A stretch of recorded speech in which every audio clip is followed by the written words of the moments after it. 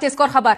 Isroilda oxir zamon alomatlari ro'y beryapti. Isroilga ommaviy hujum boshlandi. Bu safar Eron yoki Livan tomonidan emas.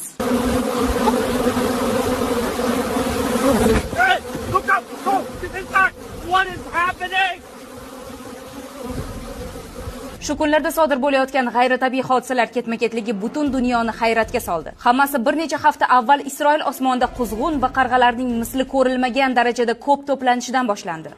Minglab qora qushlar shahar osmonida aylana yasab qichqirib uchishib, ko'pchilikda vahima uyg'otgan. Kuni kecha esa Isroilning Netivot shahri haqiqiy ara bosqiniga duch keldi. Guvohlarning aytishicha, 10 minglab arilar nafaqat shahar osmonini to'sib qo'ygan, balki uylarning har bir tirqichiga kirishga urinib, xonadonlarni butunlay egallab olmoqchi bo'lgan. Ekspertlar buni bahorgi tabiiy jarayon deb atashsa-da, aholi uni falokat daragi deb qabul qilmoqda. Rasmiylar odamlarga uylardan chiqmaslikni, eshik derazalarini mahkam yopishni buyurdi. Eng e'tiborli jihat shundaki, o'sha kuni